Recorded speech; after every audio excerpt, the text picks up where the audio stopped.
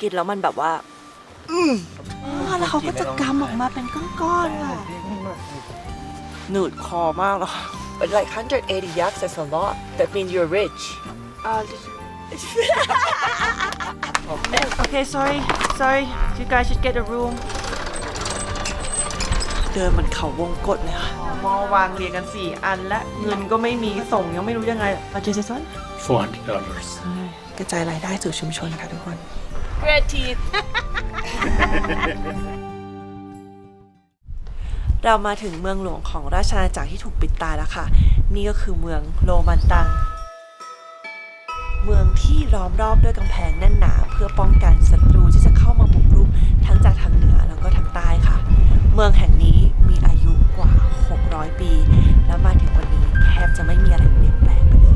เดี๋ยวเราไปสำรวจเมืองกันดีกว่าค่ะ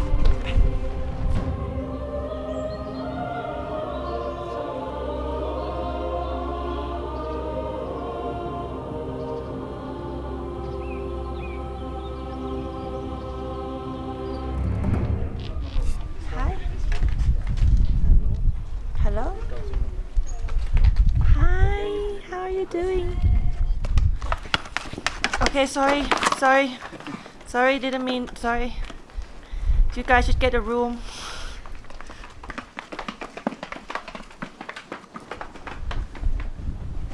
ถนนเส้นที่เราเดินอยู่นะคะเป็นถนนด้านในกำแพงนะฝั่งนี้ก็จะเป็นกำแพงค่ะเนี่ยและอีกฝั่งหนึ่งก็จะเป็นบ้านเรือนที่อยู่ในกำแพงนะอ๋อไม่ใช่ค่ะกำแพงอยู่ข้างหน้าค่ะโอ๊ยว่าจะเล่าทำทรงวิสาระซะหน่อยมั่วจนได้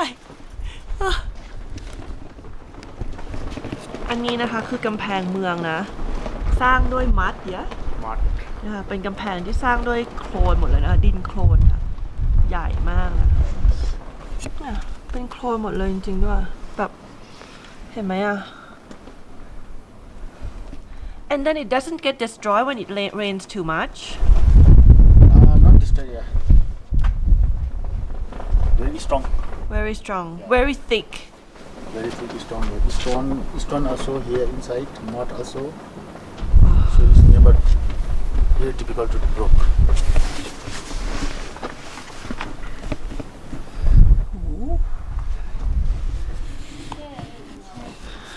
Hello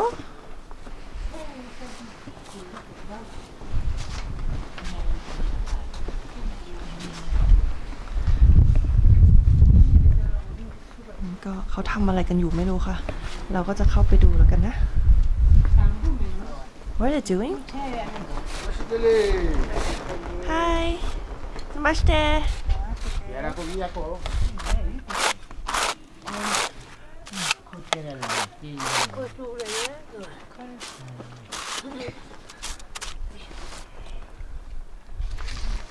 นี่คือขนยักษ์ค่ะทุกคน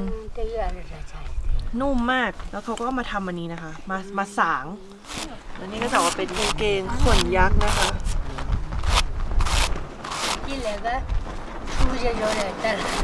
โ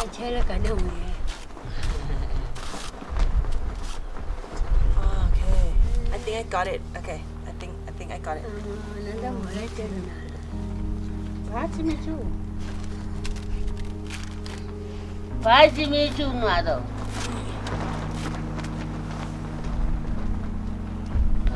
Okay, and then this.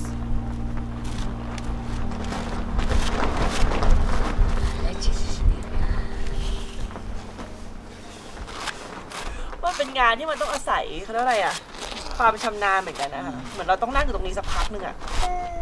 สัก30 ปีเราก็ทำได้แบบนี้เลย Thank you so much I learned something today Great Great teeth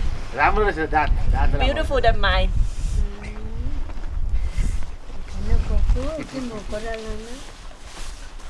Thank you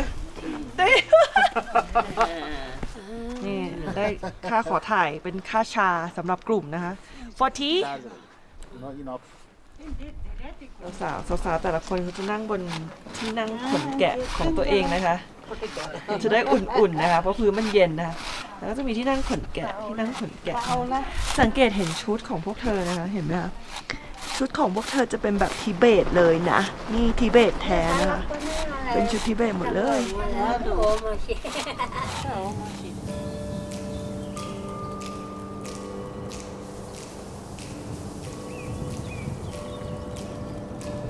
So this curtain is protected for the village, inside the village and inside the palace. And every monastery, everywhere there is like yesterday the Gargumpa, Logyakar, the red monastery, curtain around it boundary. There was like a for the protect for the monastery from the Guru Rinpoche. Security guard in monastery before. What does it mean? Security guard โอเค in the monastery. ที่เห็นตรงนี้นะคะเป็นสัญลักษณ์ของเหมือน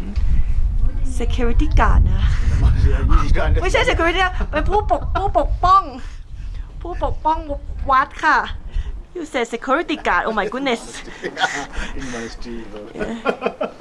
เจ้าช็อตเทนที่เราเห็นด้านหลังเนี่ยนะคะสมัยก่อนเนี่ยเขาก็จะสร้างตามทางด้วยนะเป็นสัญลักษณ์ว่าถ้าเห็นช็อตเทนหรือเห็นเจดีย์เล็กๆอย่างเงี้ยแปลว่ามีหมู่บ้านอยู่ไม่ไกลข้างหน้าค่ะสำหรับการเดินทางสมัยก่อนที่เราไม่ได้มีมือถือติดต่อกันจะถึงแล้วอีกไกลไหมมีแผนที่แชร์ Google Map กันอะไรอย่างเงี้ยเป็นเพราะการที่เราเดินทางมาเหนื่อยแบบว่าอาหารจะหมดแล้วน้ำจะหมดแล้วเราเห็นช็อตเทนอย่างเงี้ยค่ะเห็นเจดีย์อะไรอย่างเงี้ยเราคงรู้สึกว่าจะถึงที่ที่มีอาหารมีน้ำมีที่หลบภัยหลบลมหลบแดดหลบความหนาวแล้วเนี่ยมันคงเป็นความรู้สึกที่ดีมากๆเลยค่ะ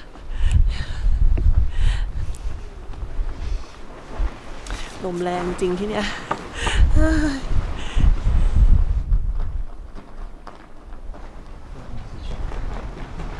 จะมาเล่าประวัติของเมืองโรมันตังให้ฟังนิดนึงก่อนที่เราจะไปเดินเล่นกันต่อนะคะโรมันตังเนี่ยเป็นเมืองที่สร้างตั้งแต่สมัยศตวรรษที่ 13 ค่ะโดยกษัตริย์ที่ชื่ออาเมปันซึ่งเป็นต้นตระกูลของราชวงศ์โลที่ยาวนานถึงปัจจุบันเนี่ยนะคะโดยในสมัยที่ก่อตั้งอาณาจักรโลเนี่ยนะคะบริเวณเนี้ยถือว่าเป็นพื้นที่ที่ค่อนข้างอุดมสมบูรณ์แล้วก็จุดยุทธศาสตร์การก่อตั้งเนี่ยดีมากเพราะว่าอยู่ระหว่างเส้นทางการค้าระหว่างจีนแล้วก็อินเดียค่ะทำให้ในตอนนั้นเนี่ยนะคะอาณาจักรโลเนี่ย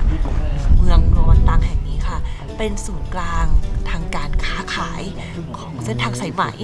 แล้วก็เป็นศูนย์กลางทางพระพุทธศาสนาด้วยค่ะ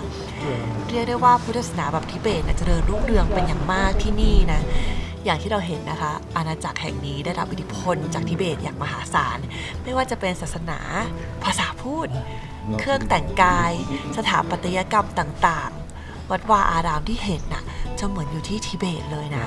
แต่ที่ต่างคือที่นี่ถูกปิดตายมาเป็นระยะเวลานานทำให้ความเป็นทิเบตแบบดั้งเดิม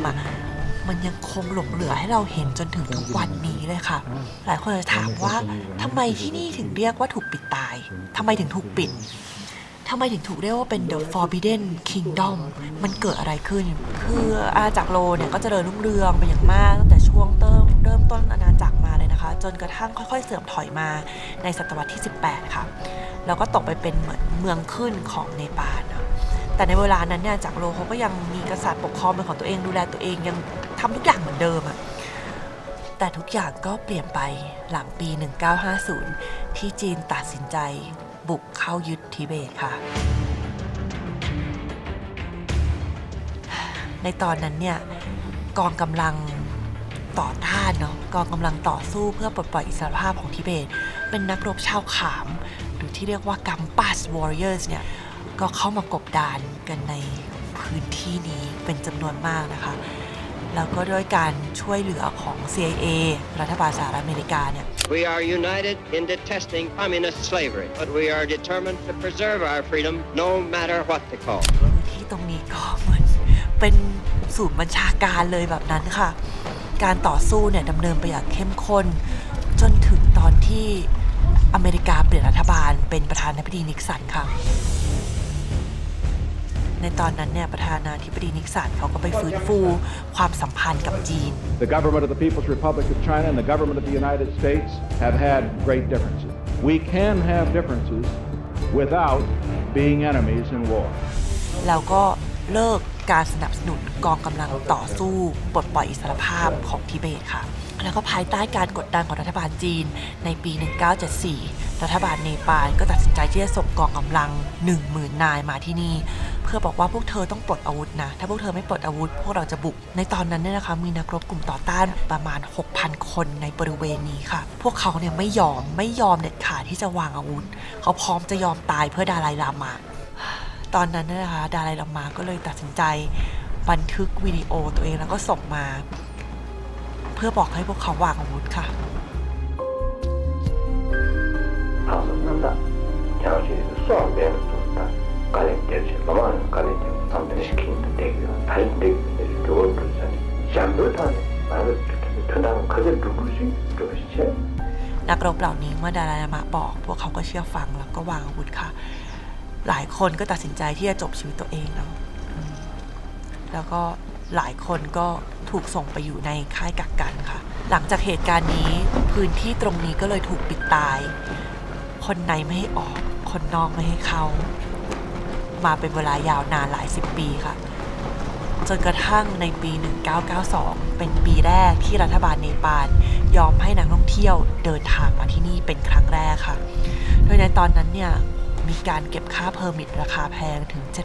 $700แล้วก็มีการขอเพอร์มิทที่ยากมากเพราะถือว่าพื้นที่ตรงนี้เป็นพื้นที่ที่เปราะบางแล้วก็อ่อนไหวมากค่ะมาในปัจจุบันเพอร์มิทก็ยังคงแพงอยู่แต่ว่าก็ลดลงมาจาก$700เหลือ$500นะคะแล้วก็การของ่ายขึ้นทำให้ในวันนี้มินสามารถมาอยู่ที่นี่ได้ค่ะไปเดี๋ยวเราเข้าไปในวัดกันดีกว่า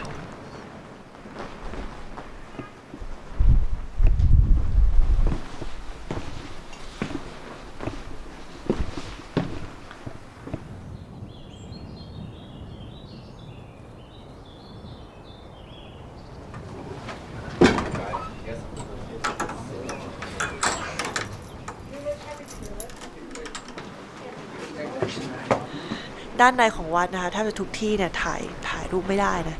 ก็เลยไม่ได้ถ่ายเห็นนะคะแต่จากข้างในเนี่ยบอกเลยเป็นภาพวาดที่สวยมากสวยมากๆไปยืนแล้วแบบ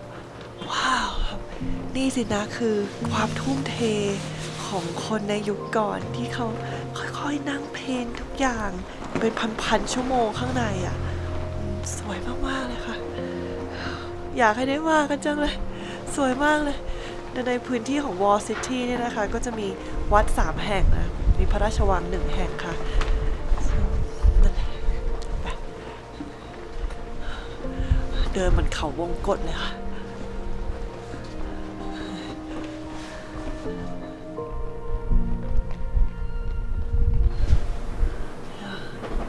ห้ามถ่ายรูปข้างในถ้าไม่รับอนุญาตนะคะ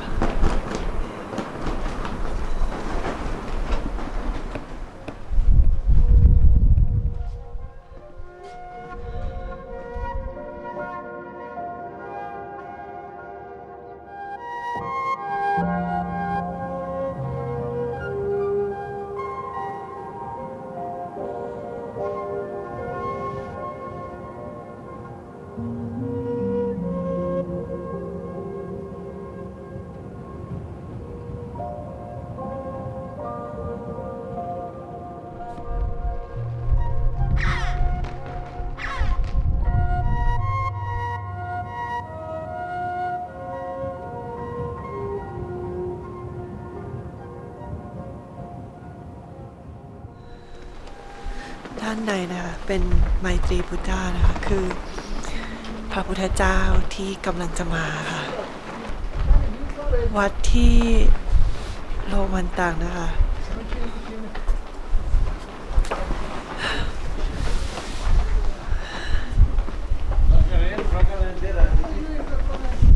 มันเป็นพลังงานที่ดีมากเลย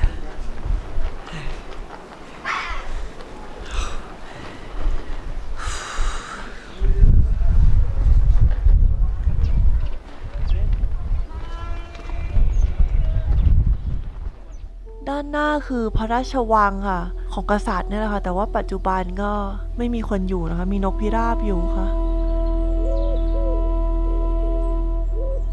ด้านในก็มีการแบบซ่อมบ้างแต่ว่าก็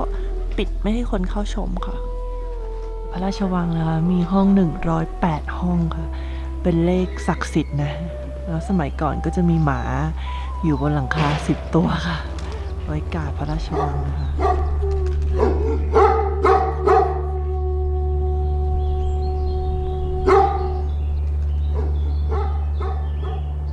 ที่ด้านหน้าพระราชวังมีคำเขียนไว้นะคะว่าถ้าเรามีมุมมองของการมีอยู่อย่างถูกต้องนะคะไม่มีความกลัวเรื่องความแก่ความเจ็บป่วยอะไรเงี้ยเมื่อนั้นความสุขความปิติก็จะเพิ่มขึ้นแบบไม่มีขีดจำกัดเลยนะก็ขอให้ทุกคนเติบโต เต็มไปด้วยความรักผู้อื่นค่ะ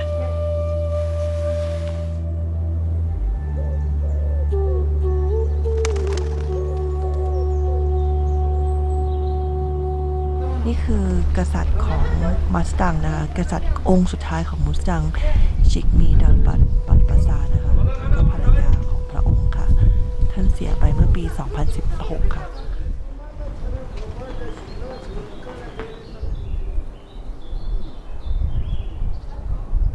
1, 2, 3 When I came here before 2000, that time for Mustang, Lomantang, only one this hotel. Now Only there's one hotel here. Yeah, only one hotel here. Now is there some government office. Okay. Government office.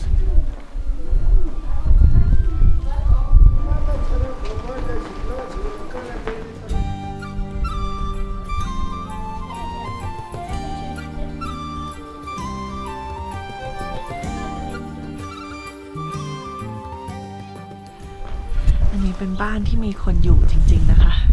คุณป้าเขาก็อยู่กันในนี้แหละค่ะ คุณป้าที่เราเจอกันตลอดอะบ้านแบบทิเบตมากเลยนะคะ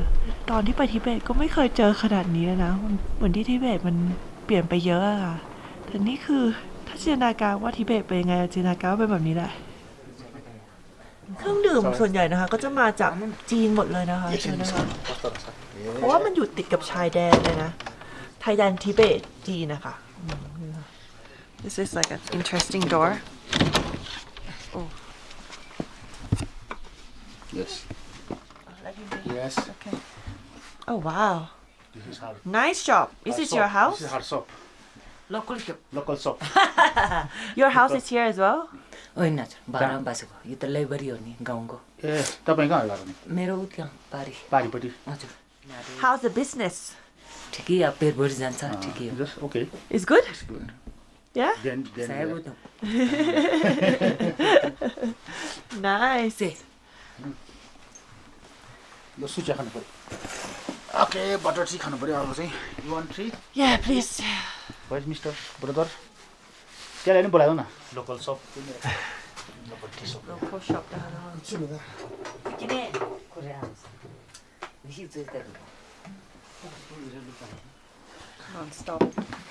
Non-stop drinking. This Sherpa also and Mustang people Sherpa people are similar so food is similar culture also similar that's why Okay. มีแต่ของขายนี้ที่เป็นของจีนเยอะเหมือนกันเนาะพวกแบบบะหมี่กึ่งสำเร็จรูปเครื่อง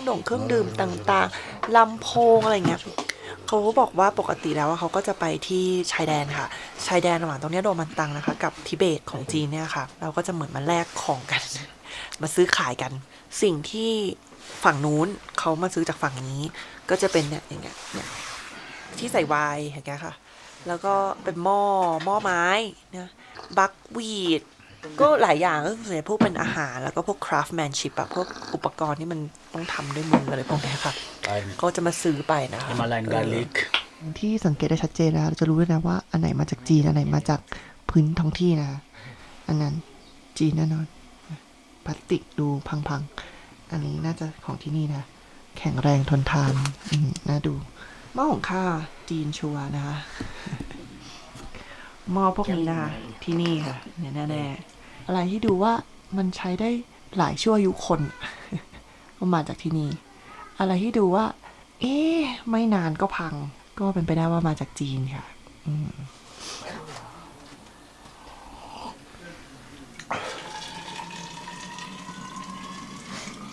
जसको कान चुप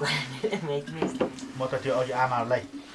चिया खाने पैसा 500 दिउँ भनेको फेरि यिनीहरूको अगाडि यो पनि निकै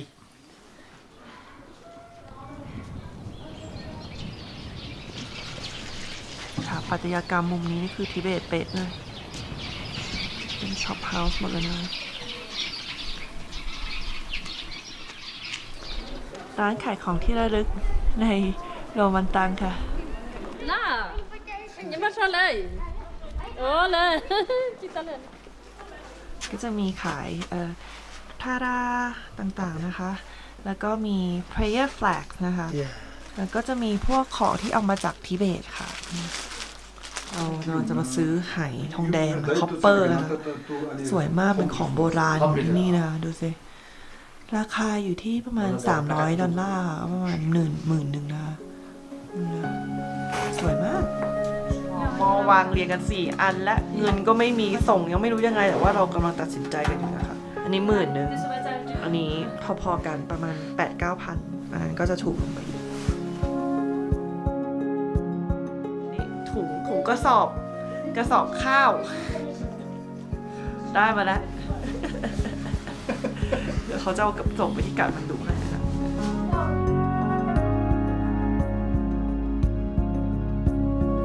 เป็นของแอนตี้ที่เขาไปสะสมมาจากทั่ว Upper Mustang เลยค่ะดูงานฝีมือเสียสวยมาก เป็นเงินหมดเลยด้วย ซื้ออีกแล้วค่ะ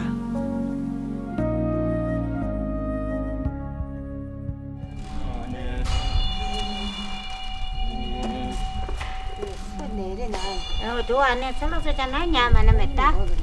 Itang jaka dum. Oh ni. ซัมบาร่าอาร์ตแกลเลอรี่บุ๊กช็อปที่เราเรียงไว้เมื่อวานนะคะ เราก็จะมาดูภาพวาดที่นี่เหมือนกันค่ะ นี่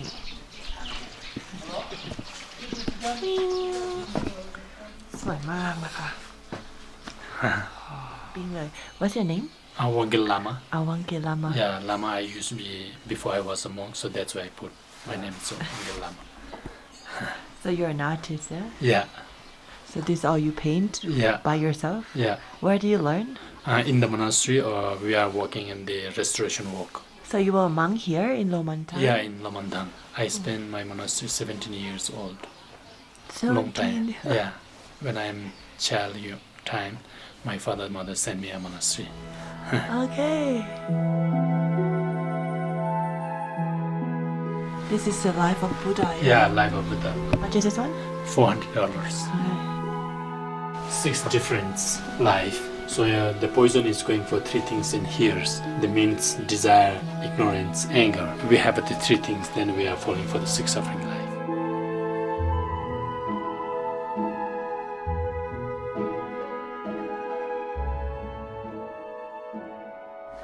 ซื้ออันนี้ค่ะ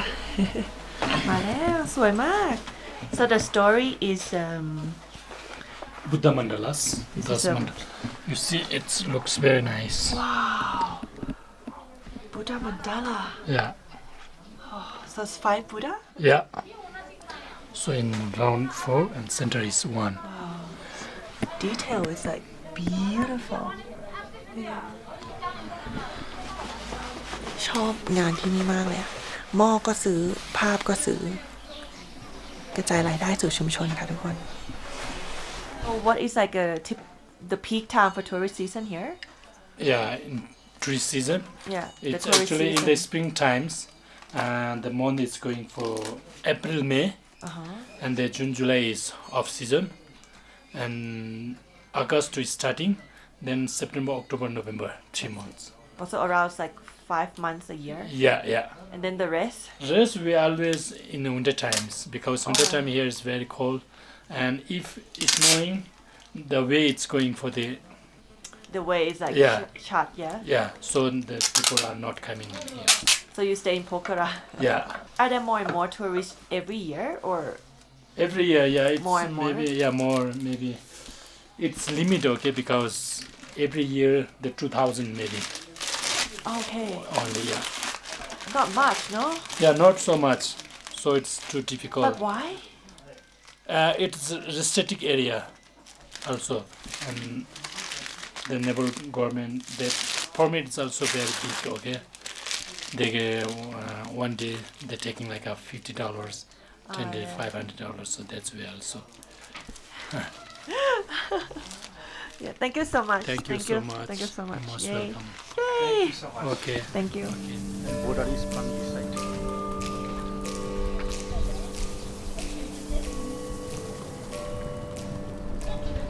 You were here 25 years ago?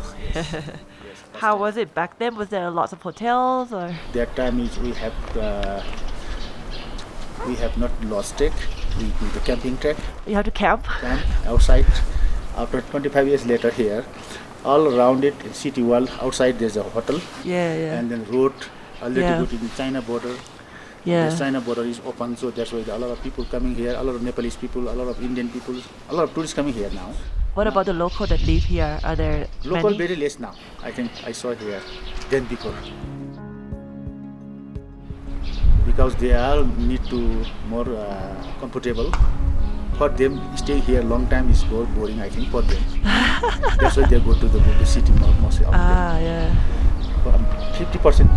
are here, 50% is city or other country. Okay. Most Or of other the- countries as other well. country also. Some America, some Europe, France, German, Australia. But like 25 years ago, were there like locals everywhere on the street? All women are always coming to the palace. They are all the mantra. They're talking here. A lot of people we meet. Now not many people here because they all gone. Some are in the Kathmandu, some in Pokhara.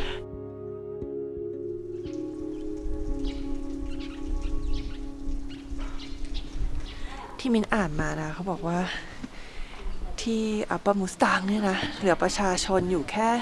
1,200 คนเองในขณะที่มีคนจากโรมันตังเนี่ยไปอยู่ที่อเมริกาตอนนี้มี 2,000 คนค่ะ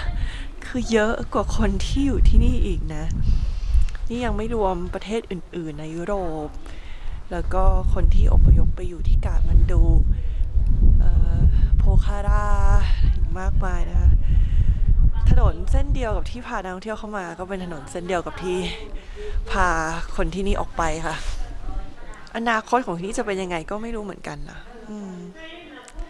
ตอบยากมากเลยอะเพราะไม่ใช่ว่าทุกคนเห็นคุณค่าของสิ่งที่ตัวเองมีอยู่เนาะแล้วก็หลายคนก็เลือกที่จะจากไปซึ่งจริงๆก็โทษใครไม่ได้หรอกเพราะว่าเขาอาจจะมองหาสิ่งที่ดีกว่าเพื่อตัวเองไงใช่ไหมล่ะเป็นใครก็อยากได้สิ่งที่ดีกว่าเพื่อตัวเองเท่านั้นแต่ดีกว่าจริงหรือเปล่าก็ไม่รู้เหมือนกันเพราะว่าที่นี่ดูทุกคนก็ออกมานั่งอยู่ด้วยกันมากินข้าวด้วยกันนั่งชิลด้วยกันในขณะที่พอเราไปข้างนอกจะเจอแต่กับความโดดเดี่ยวก็ได้ค่ะไม่รู้สิถ้ามันพัฒนาไปในทางที่ถูกต้องป่านนี้ทุกคนก็ต้องแฮปปี้ขึ้นรู้สึกเป็นส่วนหนึ่งของกันและกันมากขึ้นไม่ใช่แบบโดดเดี่ยวเนาะเดี๋ยวนี้มีแต่ความโดดเดี่ยวมากขึ้นจริงไหม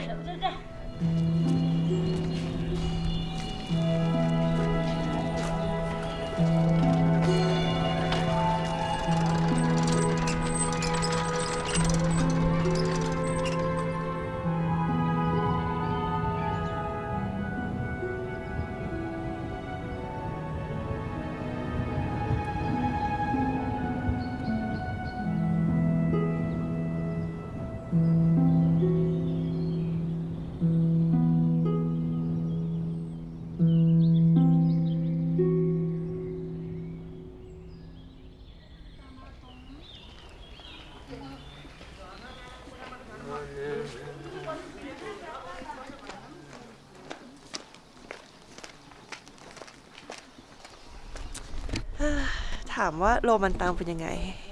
เหนือความคาดหมายมากเลยอะผู้คนเป็นสิ่งที่มีเสน่ห์มากของที่นี่นะคะ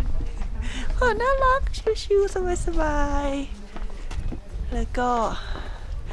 เนี่ยทุกคนจะทำโครากันตอนเย็นแบบเห็นชีวิตออกมาอยู่ข้างนอกนั่งร่วมกันออกมาใช้ชีวิตข้างนอกเดินทำโคราร่วมกันนั่งพักร่วมกันหัวเราะร่วมกันก็ถ้าใครอยากสัมผัสวิถีชีวิตแบบทิเบตแท้ๆได้เห็นความสวยงามของพื้นที่ได้เข้ามาสนับสนุนให้วิถีชีวิตเหล่านี้ยังคงอยู่นะคะก็มาได้เลยที่โรมันตังนะ แนะนำค่ะดีมากเลยไปละ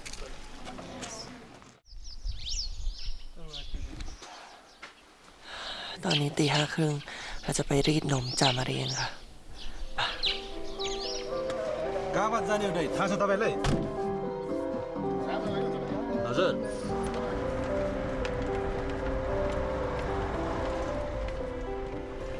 เรากำลังออกนอกเมืองโรมันตังไปแล้วนะคะ เพราะว่าพื้นที่เลี้ยงยักษ์เนี่ยมันจะห้ามอุ่นอ่ะ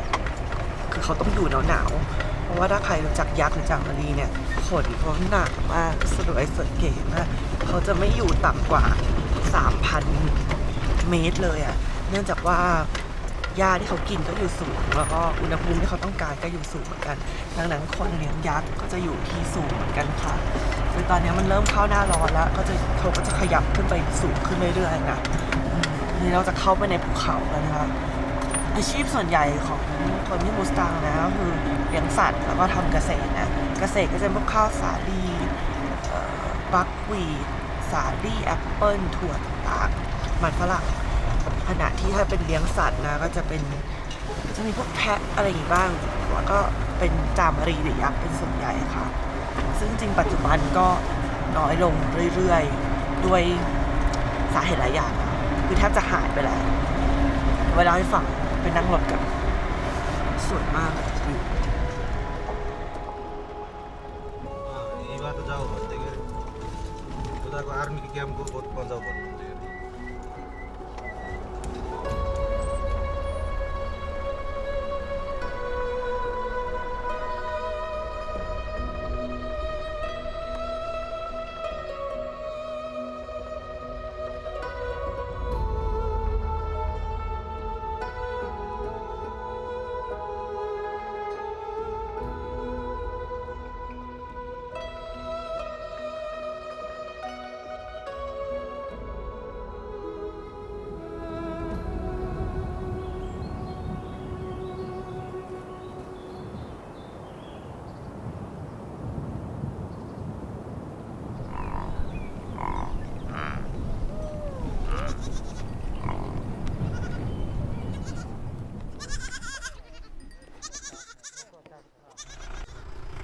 เรามาถึงแล้วนะคะ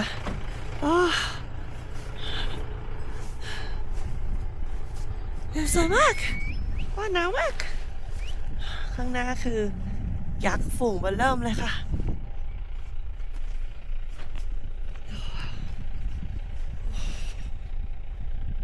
What? Last night, the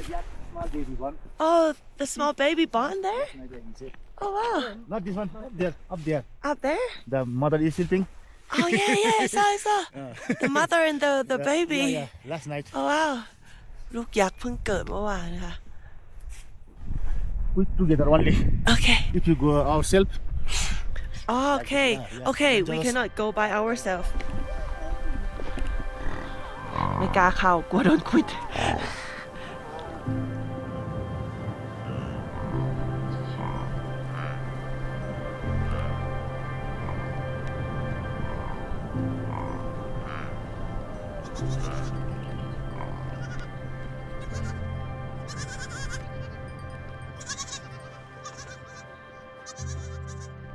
So he's the owner? Yeah. How many yaks does he have? तपाईँकोमा त कति छ? जम्मा 180 180 yak. 180 yak.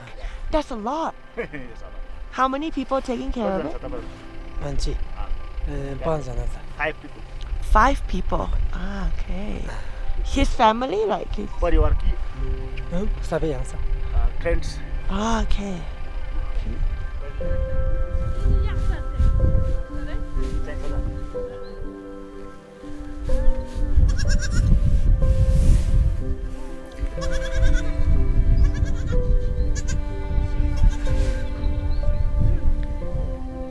Come, baby, come. Happy. Oh, happy baby.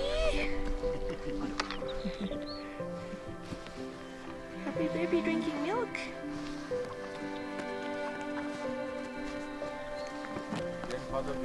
How many generations of his family that already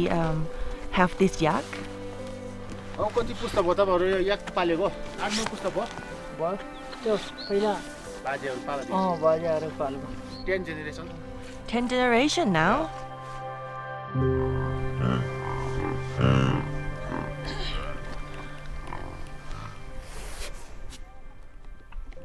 Hello? Yaku? Hello? Hi. Okay. No? Okay. Now we start. นี่เขาเอาให้เด็กไปดูดนมแม่หลังจากนั้นเขาจะไปรีดนมนะคะ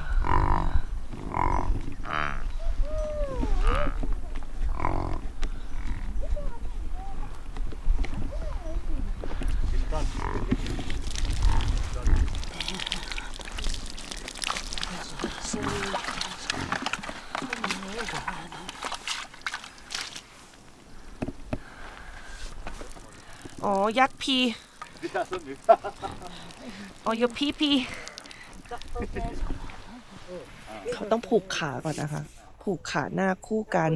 เพื่อน่าจะแบบไม่ให้เดินหนีอ่ะ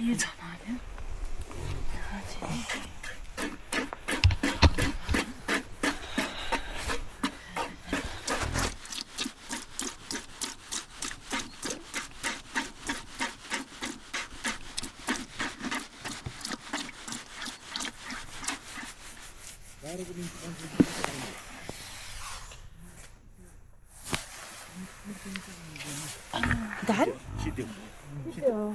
นมมันน้อยมากเลยค่ะ Very less. ดัน Done. แต่สิ้น Yeah.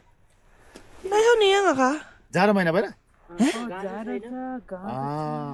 because now the dry season, no grass, so that's why the milk come very less. อ้าว सबै धोयो भने 1 महिना आउँछ क्या बल्ल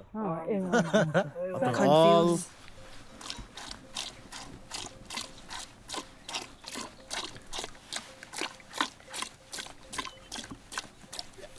How many yak does she has to milk every day? every day nowadays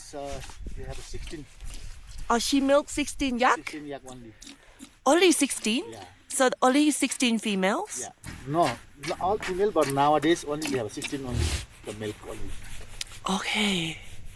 So how do they choose which one to milk, which one not to milk? They know they have a babies in there, the egg baby. Also the one with babies and they have it. Yes. How many babies can yak has per year? वर्षमा कतिवटा हुन्छ बच्चा त्यसको बच्चा एक कतिवटा जन्मिन्छ त्यहाँ वर्षमा सबै कति छ 100 होइन एकचोटिमा त्यो एकले एक वर्षमा एकचोटि जन्मिन्छ होइन एक वर्षमा एकचोटि हो 1 year 1 year 1 year. Also 1 year, 1 baby. Yeah. Ah, that's good. So it's 180 and it's going to go bigger and bigger. ก็เร็วมากเราไปลูกไปลูกไป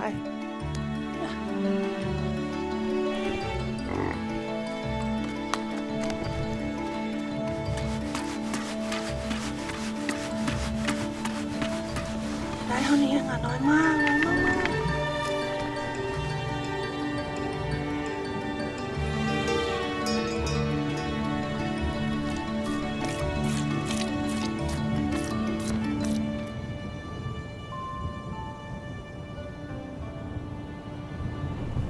จะปล่อยค่ะแล้วเขาก็จะตามไปกินนมแม่เขาแล้วนี่เรียบร้อยเสร็จสิ้นพิธีการรีดนมจามารีค่ะบรรยากาศยามเช้าที่นี่เงียบสงบมากเลยนะคะ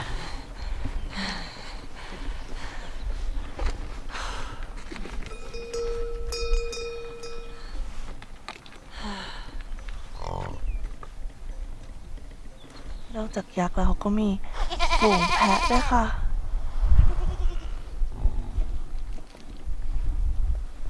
เขามีประมาณ400ตัวนะเยอะมากๆค่ะบอกว่ามินอยากอุ้มลูกแพะจับให้หน่อยได้ไหมมาแล้วHello Come here, center. Yeah. How much is this one? Almost around 6,000. 6,000? 6,000? Taken. Let's go. 6,000. Oh, you're so cute.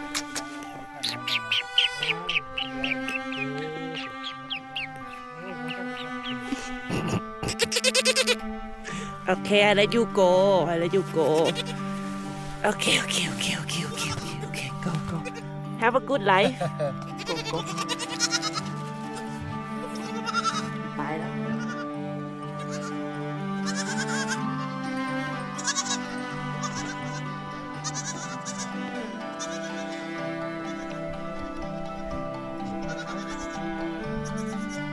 Oh, hello, hi.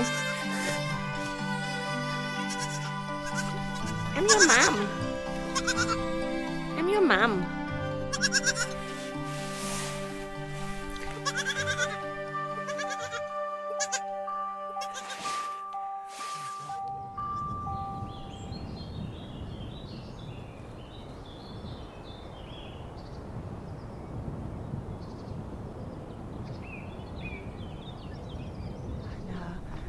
นี่คือบ้านของคนเลี้ยงยักษ์ค่ะ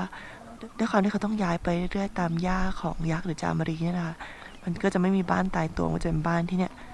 พร้อมไปตลอดเวลาเป็นชาวโนแมดนะโอ้ว้าว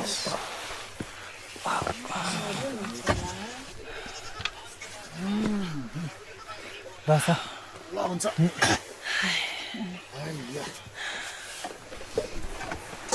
ข้างในเป็นแบบนี้นะคะนี่ค่ะโอเค there okay.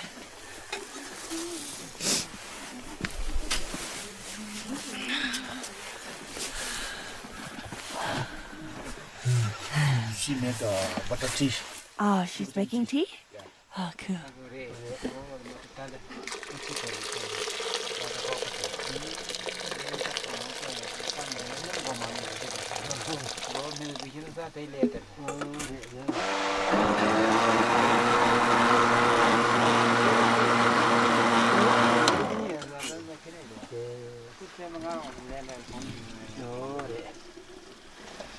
What is she making? She making Tibetan tea. Oh, Tibetan tea. Tibetan, yeah. Tibetan yak tea? Suja. Suja. Ja. Suja. Suja. Yes.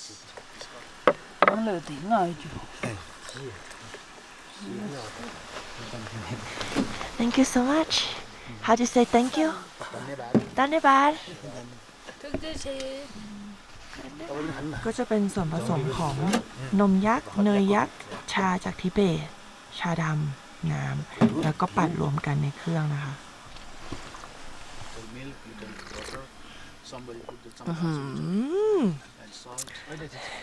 เข้มข้นมากเลย เป็นรสแบบนมยักษ์เลยอ่ะ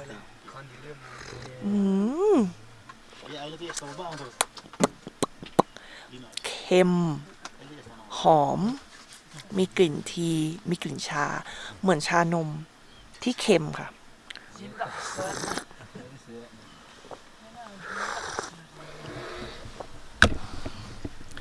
มันเป็นชาที่ให้พลังงานนะก็คือกินเข้าไปแล้วก็ดื่มเข้าไปใช้คำว่ากินก็ได้นะเพราะมันมากกว่าคำว่าดื่มเลยกินเข้าไปแล้วแบบอยู่ได้ถึงพรุ่งนี้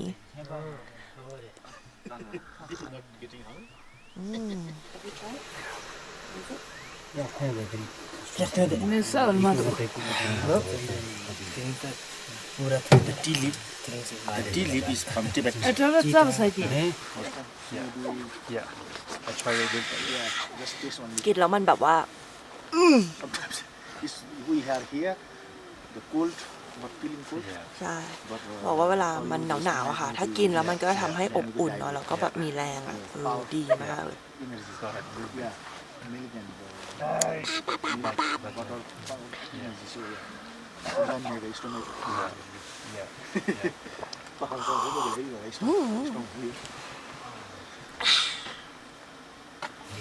So what's happening? Breakfast? Oh yeah, here they have a champa. What is champa? Champa is barley flour. Yeah, perfect. Yes. If you want Yeah. breakfast here, Yeah, with yeah, the tea, champa. Yeah, perfect. Champa hay. Tin thom, ra thom mà. Một bên khởi bờ là khai cái đi này. อันนี้นะคะคือแป้งข้าวสาลีนะคะกับน้ำชานะคะ แล้วก็ผสมแล้วเขาก็จะกำออกมาเป็นก้อนๆค่ะ This is Himalayan breakfast. That's it. Local breakfast here. Wow. ฮิมาลัยเบรคฟาสต์ค่ะทุกคน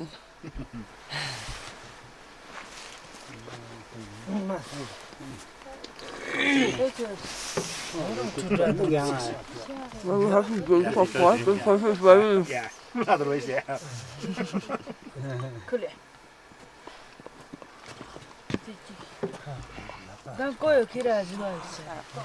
Mountain life, mountain breakfast. ต้องกินกับชาจริงๆเพราะว่า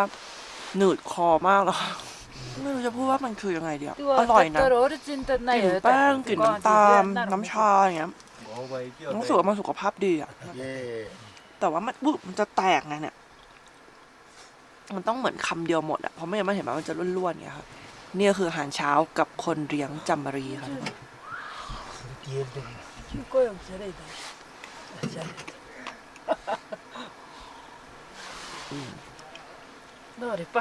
ว้าว thank you so much धन्यवाद. จานในบาน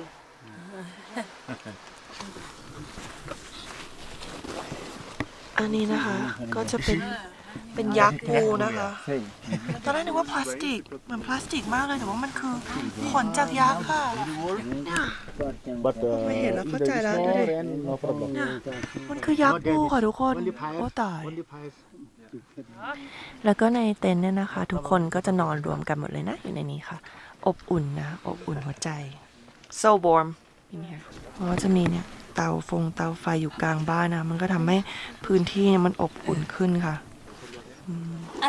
ครอบครัวสุดจริง ตรงนี้จะเป็นโซลาร์เซลล์นะคะก็สามารถชาร์จแบตมือถือชาร์จเครื่องปั่นชาอะไรอย่างนี้ได้หมดเลยนะเนี่ยค่ะเห็นไหมแบตเตอรี่อยู่ตรงนั้นนะคะอันนี้ที่เห็นนะคะคือปูจานะคะไว้สำหรับแบบไหว้พระเนาะเป็นการไหว้พระไหว้บรรพบุรุษอะไรต่างๆนะก็จะเป็นแท่นอยู่ตรงนี้นะ So she has 2 kids? 2 kids here now. Oh, your kid? And you're here? นี่ค่ะ2 คนค่ะ And do you live here as well? Yeah. You live here too? You will be yak herder as well. Oh wow. So what is so difficult about being a yak herder? It's not difficult. We are stay here. We love to stay here. Yeah. And we love to help mom and dad. And we are proud of us. Oh wow. That's beautiful. And like what do you have to do in a day like to We work here. We are helping mom. In house we are cooking. That's it. Wow, so you help cooking? Yeah. Oh wow. Are there still many yak herders here? Yeah. But like 180 yaks, that's a lot. Yeah, of here's yak. a lot. Yeah. Yeah. That means you're rich. A little bit. Not too much. A little bit. One yak, almost $15,000. How much? 15,000. Nepali is 1,50,000. Ooh. And 400 goats. Wow. One goat is maybe 15,000, 20,000. How is it life? How's life in winter? In winter, me and my sister going to study. Okay. And then summer you're here. Yeah, we are here. Where do you study? In Pokhara, you know? Oh, in Pokhara. Yeah, we came from Pokhara. Wow. So when they know that you're a yak herder, like, would they like, whoa, so cool? Yeah, they are saying like, you are rich, you are so cool. They are saying like this. You're rich, you're so cool like that? Yeah. So yak herder actually means you're rich? Yeah, I think. Oh, wow. So you want to continue to be a yak herder for sure? Yeah. When the fathers sell the old yak, but I don't want to sell them. I want to continue this culture. Oh, wow. When my kid will be like me, and they also want to do this like that. Oh, wow. Oh, that's beautiful. Yeah. But I'm not sure if it's true, but I read in the news, that then they're like, in winter it's so tough, like the snow so much, and sometimes yak die, and also many young generation like you, they would just leave and never come back to Lomantang anymore. They would just go to Pokhara, Kathmandu. Is that also real? Is that also true? Little bit real. Yeah. Not really real, but some people are doing like this. But in my home, this area, they are not doing like this. Oh yeah. With your study now, are you gonna go to university as well, or? I think I'm not going to school. Yeah. My sister will go to school. I want to stay here, and I want to help them, and I will see them, and she will when she will study and she will grow up and she will do some work and she will send her money. What do you enjoy the most about being here? I play with the kids there, lamp. You play with a baby lamp? Yeah. Me too. I love baby lamp.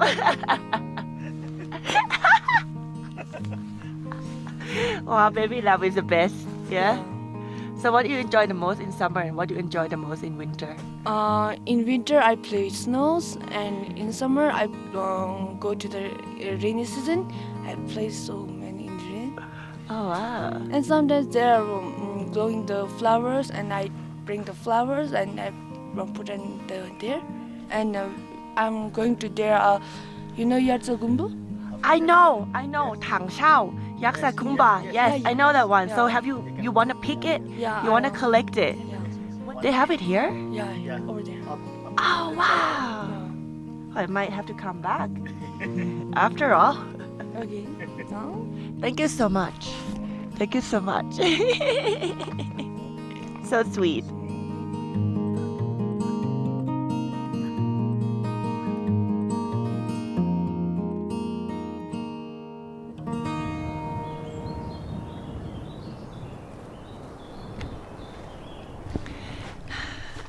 มันว่ามันเจ๋งมากเลยอะ ตรงนี้นะน้องๆเขาอะก็มี 4G เล่นกันเลยนะแล้วดูหนังไทยดูอะไรด้วยแล้วก็เห็นโลกข้างนอกเลยอะแต่ก็เขาก็ตัดสินใจที่จะมาอยู่ที่นี่นะแล้วก็ยังจะรักษาวิถีชีวิตแบบดั้งเดิมของบรรพบุรุษตัวเองไว้อะ มันก็คงจริงที่ก็มีหลายคนที่ตัดสินใจจะทิ้งสิ่งเหล่านี้ไปเนาะเพื่อไปหาสิ่งที่สบายกว่าซึ่งก็ว่าไม่ได้หรอกเพราะมันก็สบายกว่าจริงๆอยู่นี่มันก็ตื่นมาตอนเช้าต้องมานั่งจับแพะจับจามรีดนมทำงานหนักเนาะแล้วอากาศก็หนาวฝนเองก็น้อยหญ้าก็น้อยลงเรื่อยๆหน้าหนาวเวลามันรุนแรงมากๆหิมะหนามากๆก็ต้องขุดหิมะเพื่อให้ยักษ์เนี่ยเขามีหญ้ากินเนาะบางทีถ้าขุดไม่ทันยักษ์มีหญ้าไม่พอกินก็ต้องยักษ์ก็ตายกันไปค่ะเพราะฉะนั้นชีวิตแบบนี้มันก็ไม่ได้ง่ายหรอก ยิ่งถ้าเราได้เห็นความทันสมัยข้างนอกนะเลยรู้สึกว่าเจ๋งจังเลยที่น้องเขาเนี่ยตัดสินใจที่จะอยู่ที่นี่นะแล้วก็